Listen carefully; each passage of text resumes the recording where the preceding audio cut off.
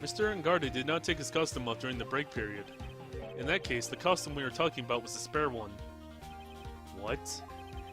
Then, are you saying that on the night of the murder, there were 2 Nickel Samurai costumes at the Gatewater Hotel?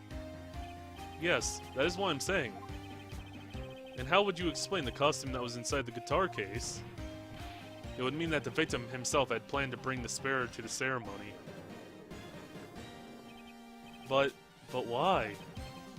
The victim, Mr. Kurita, was the Jammin Ninja. Why would he secretly bring in the Nickel Samurai spare costume with him? Wait a minute, are they gonna say that he was the one who was gonna do the message and it wasn't really the samurai, but it was Enrico as the samurai? So he was planning on doing the message that the other guy had no idea about. Matt had no idea about. What would the reason behind such a peculiar act? Ah, so that's what he intended. What are you mumbling to yourself about now?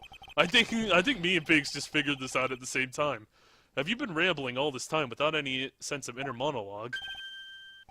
Huh? No, I just... Mr. Wright, please explain yourself. Why do you think the victim had the Nickel Samurai spare costume? Phoenix, are you sure you can explain this one? Think carefully before you answer. And then answer with gusto. I believe in you. If I got this, if what I thought was right, then I just hope it was. Alright, this is what I think. The reason the victim brought the Nickel Samurai spare costume to the hotel was... do I have anything? Oh, yeah, there it is. Press conference ticket. Seems like the Nickel Samurai is going to confess something after the post-ceremony stage show. So, if I'm placing my bets right, he dressed up as... he was going to dress up as the Nickel Samurai. And do something probably retarded. Who knows? What is this? On the night of the murder, after the stage show, the Nickel Samurai was going to hold a special press conference. A press conference? Yes, the Nickel Samurai was supposed to confess something at this conference. I heard about this as well. For once, you're not making something up, right? Just Edgeworth over there, just not even testifying right now. He's just, I'm gonna insult Wright at every chance I get. That's his main focus right now. But what struck me as strange was Mr. Ngarde himself. He said he had no idea he was supposed to be holding a press conference that night. But how can this be? The way I see it, that can only mean one thing. The conference was set up by none other than the victim, Mr. Juan Kurita himself. The victim? Yes. The spare Nickel Samurai costume was prepared for that very conference. Mr. Kurita was going to hold the press conference as the Nickel Samurai. He was going to dress up as the Nickel Samurai and hold a conference? But why would the victim do such a thing? That's something I don't quite know yet. However, what I'm concerned with right now is what he intended to reveal at the conference. The Nickel Samurai was going to confess something. By confess, I'd wager he was going to reveal something about himself. Which means that Juan Kurita, posing as the Nickel Samurai, was going to speak about Matt and Guard. Yes, I guess that is what it would mean. But, if that's the case, that's not a confession. That's public disclosure. Miss Andrews? I can see why you are pros at what you do. Pardon me? Yes, it's just as you say. The press conference was set up by Juan. Miss Andrews, please offer us an explanation for this. I was the one he asked to help set it up. And the person who prepared the second costume for him, that was also me. You? Juan had bet everything on the Jammin Ninja this year. And if he lost the Grand Prix, he was going to make sure Matt was going down with him. That's what he thought anyway. He was going to ruin him. Huh. It looked like somehow Juan had it in his hands a secret so powerful, it would destroy Matt's acting career had it been revealed. What? Secret so powerful. And do you know what the secret is of Mr. Engarde is, Miss Andrews? It's something only Juan knew. I don't know what it is. Ah, I see. I've probably been coming off as quite suspicious to everyone, but that's to be expected. I've been trying to protect Matt, after all. Protect Mr. Engarde? And yet again, another strange bit of truth comes to light, it seems. Miss Andrews, if you could please tell us the truth about your behavior. Yes, Your Honor, I understand.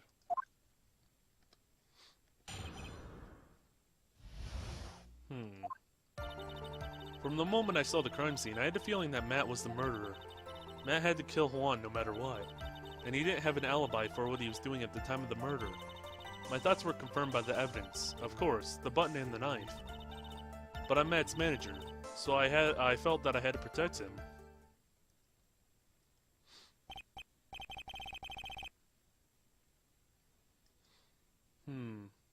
This does account for everything.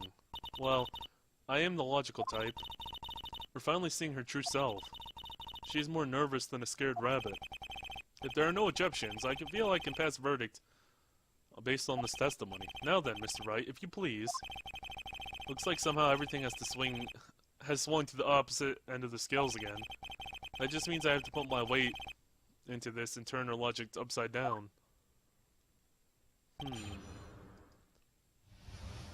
Turn it upside down. From the moment I saw the crime scene, I had a feeling that was a murder. Kill Juan no matter what. Alibi for what he's doing at the time of the murder, okay. We know that. My thoughts were confirmed by the evidence, of course, the button and the knife.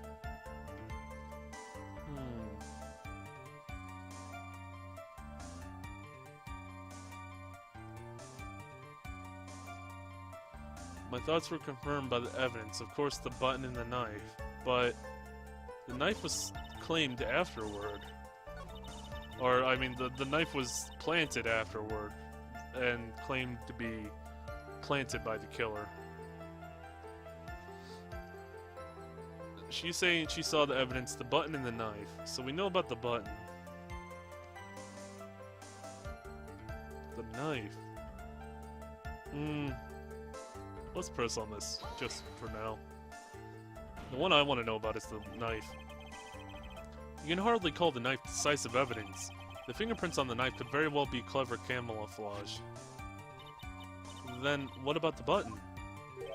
The button? It's clear from the crime scene that the victim and the murderer fought. And during the fight, the killer ripped off a button from the Jammin' Ninja's costume. You're talking about this button, correct? The button was found in the pleats of Matt's Hakama. Isn't that correct? You would think that makes this a very decisive evidence. Looks like you were outfoxed again, Mr. Wright. Anyway, the knife doesn't prove a thing. Please fix your testimony. I can't stand the sight of a man who can't gracefully accept this defeat. Thank goodness Mia can still look at me. With a nicey stare. Yes. Okay, thank you. Everyone insult me, yes. Turning Phoenix into a masochist more than Franzisa's whip. Anyway, Miss Andrews, for the Mr. Wright's sake, please add this information to your testimony. Nobody else cares. The button was torn off. I care. I care the background. The button was torn off with Juan during his fight with Matt. Is this after that? Alibi what he's doing to murder.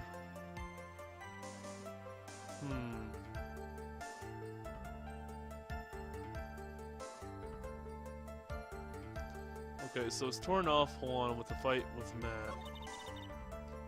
So I felt that I had to protect him. As I expected, Miss Andrews' testimony seems pretty solid. Really? Because to me it sounded a little wishy-washy. Wishy-washy? Well, I guess we'll see if I press a little more. You should know this by now. But you'll need strong, decisive evidence to make her talk. Got it, Chief. I'm gonna pin you down this time, Miss Andrews. Okay. So, she's saying about a fight now, with her new statement in here. I always gotta check... Where was it at? Here we go. Autopsy report. I just want to read this real quick. Strangled to death with a scarf, then stabbed with a knife.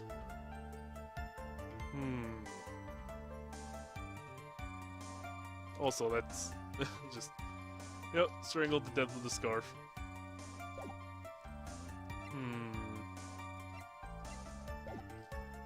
Is that... Okay, from the moment of feeling, Nat will kill one no matter what. The alibi. So that's all pertaining to the earlier notion of the press conference. So I don't know if I need to present anything over here, because that's just kind of going off of what we already knew. Well, that we just figured out at least. That button was torn off one with this fight with Matt.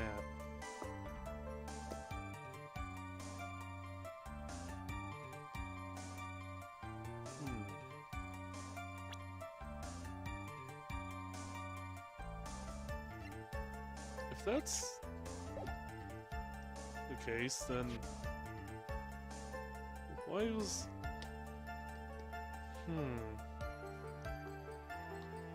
Wait, let me look at this. Hey, he's missing the button there, we know that. Okay, that's good to know. But it was... Was it on before he was... Wait, it has... Karita's blood. Okay, so it's a bloody button, but... Would that have... No, because it wouldn't have come off unless he was... Well, it wouldn't have that blood on it either unless he was stabbed.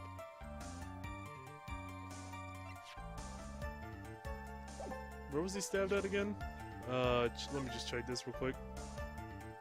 Yeah, so like based on this picture, he was stabbed right there, and that's right where the button is. So that was the reason the button came off. This is what I was trying to think of.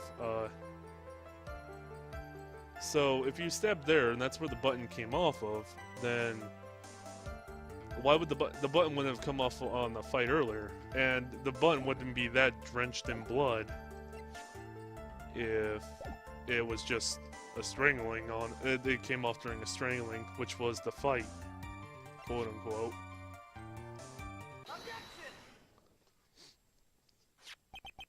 This is the victim's autopsy report. It clearly states that the cause of death was strangulation by a scarf. The strangulation? The knife stab to the victims was done after the victim had already died. And what does that mean? Let's examine the evidence. This button has the victim's blood on it. Now, I'm going to strangle you, Judge, and if you start bleeding, tell me. Oh, you're not bleeding, that's good to know. Which would mean that it was ripped off of the costume. When? After the knife was stabbed into the victim. Yeah, because of the blood. Oh, that's what I was trying to figure out in my head. It took me a little bit longer than usual. Exactly, which means... It is impossible that this button was torn off during the victim's final struggle, because the victim was strangled to death in that fight. Ah. That's right, Miss Andrews. There's no way that this button was ripped off during the struggle. This button was consciously pulled off the victim's already dead body. Order, what is the meaning? What is the meaning of this, Wright? So what if the button was torn off the body after the victim had already died? What does that change? Let me ask you one simple question, Mr. Edgeworth. Why was the button torn off? What was what purpose did that serve? It incriminated Matt.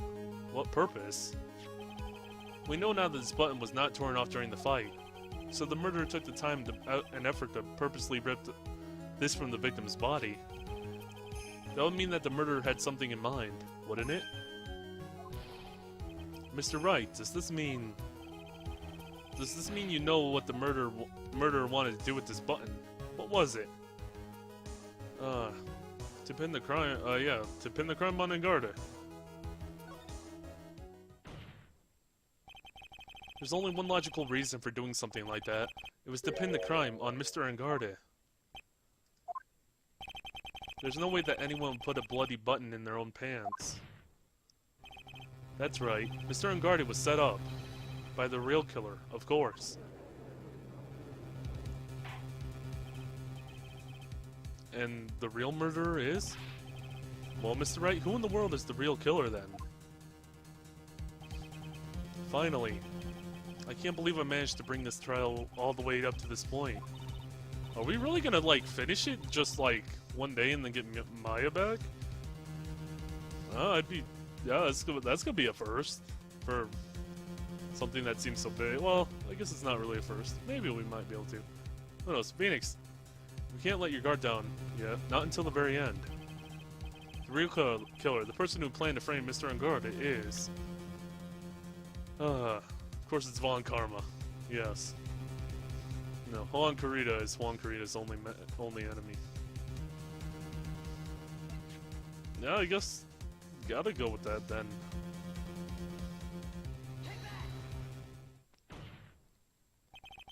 Miss Adrienne Andrews, I choose you. Okay. As long as I was gonna kill myself if the Pokemon music started playing there. And he's just like, I choose you. Oh my god. You are Mr. Carita's killer. And her glasses broke again. That's another $200 down the drain. Order, Mr. Wright. This is a very grave matter. Do you have any evidence that supports your charge? Any evidence? All the evidence points to Miss Andrews. Well, how preposterous. You can't stick any of that on me. I can't, can I? Would you care to test me? Then what about this knife? The knife was used to stab the victim after he had already been strangled to death. It was used to throw suspicion onto Mr. Unguarded, naturally. A knife covered in the defendant's fingerprints could only be taken from his room. The only one who had dinner with him and knew which knife to take was you. And that's another $200 down the drain. Then, what? What about the button that was found in Miss Matsukama? This button was removed from the victim's body after he had already died. The only people who could have done so were the person who found his body or the killer. However, Mr. Unguarded was the real killer. There's no way he would have put such incriminating evidence in his own Hakama. That's another $200 down the drain. We're racking up a bill here. The only person who could have put the button into Mr. Unguarded's Hakama is the person who went to wake him up from his nap, which is you, yet again, Miss Andrews. I see. What about the empty guitar case? That is also another piece of evidence that incriminates Miss Andrews. That costume was used to hide the real killer's identity as they fled the crime scene. Now, who could have known that there was such a costume inside the guitar case? It could only have been the person who prepared the costume for the victim. And that person is you, Miss Adrienne Andrews. No, But Miss Andrews' fingerprints were nowhere to be found on the guitar case, and it was you who proved that she was not wearing gloves at the time. That's right. That's because she did not intend on leaving any prints. If anyone had found out that she had touched the case, they would have asked her why. So to avoid leaving any print, she used a towel or something else to open it. But the glass of tomato juice is a different story. Miss Andrews purposely left her fingerprints on the glass to show that yes, indeed, she was the classic dazed discoverer of a dead body. That's another $200. And to top it all off, there is this photo. A photo of the killer as they exited the scene of the crime. No reasonable person on Earth can believe this Nickel Samurai is Mr. Unguarded. He would be much too short for his own costume if it was him. I think she's starting to realize how big of a bill she's racking up with those glasses. Speaking of how tall people are, Miss Andrews, you're also kind of short in stature. Are you not? But please, stop. Well, how about it, Miss Andrews? I've got her this time. Miss Andrews? I refuse to testify. What was that? There's a law. It says I can't be forced to testify about something if it can incriminate me. Well, yes. You're absolutely correct, Miss Andrews, but you're already kind of fucked at this point. The law does provide us with a way to avoid self-incrimination, by allowing a witness to not testify if the testimony can cause damage to themselves. What? Pleading the fifth is not something most people would do would think to do on the spot. Actually, thinking back to yesterday in Mr. Ungarde's room. Adrian Andrews. Yes? Think hard about what we just discussed, understood? Alright. That's it. That's when Franziska planned this idea into her head. She must have told Miss Andrews not to testify if things looked bad. You did a good job proving everything up to this point, Phoenix. But there's still one thing you haven't done yet. Something I haven't done. Hahaha. What's wrong, Wright? Are you finished already? Run out of evidence. What is so humorous, Mr. Edgeworth? I'm sure you realize this all well. As well, Your Honor. But everything that the good lawyer here has proven up to this point is meaningless. What? Everything you have proven is circumstantial. Circumstantial? Yes, circumstantial. You have yet to provide a single piece of definitive proof. Proof that Miss Andrews did in fact harbor a wish to murder Mr. Kurita. Miss Andrews, do you want to kill Mr. Kurita? I believe this may lead me to incriminating myself, so I will abstain from answering. Oh, okay then. But Miss Andrews, if you do that, it would be the same as admitting your guilt, don't you think? Maybe so, or maybe not. There's nothing to prove it either way. Besides, you don't even know what a crime I would be guilty of, due to my silence. No, she's taking that defiant attitude again. Mia, what should we do? Somehow we've landed in the worst possible situation. Oh god. I think we have reached a certain conclusion at this point in time. Ms. Adrian Andrews has refused to testify, and the defense's theory that she is the actual murderer has not been fully substantiated with solid definitive proof. But that's not true. In this situation, there's only one thing this court can do, and that is to declare a recess. Recess? I request that both the prosecution and the defense look further into this matter, and at tomorrow's trial. Tomorrow? We don't have it tomorrow. If we don't get a not guilty verdict today, then... Please wait, Your Honor. That's not necessary. The trial. Please continue the trial. What are you sweating for? Your client is getting one more day to live, is he not? That's not it. This isn't about that. Edgeworth, I know you know who the real killer is. Please, let the trial continue. If I don't get the verdict, then Maya... Oh, you actually let that slip. Interesting. I wonder if Edgeworth might realize something's up now. But it's impossible to continue as long as the witness refuses to testify. Now then, the score is... Oh, maybe he did realize something. It is not impossible for this trial to continue. Mr. Edgeworth, what are you... It's true that Miss Andrews holds a right against self-incrimination. However, at the top of a conversation where someone unrelated to whatever she may be guilty of, then she has no right to withhold testimony.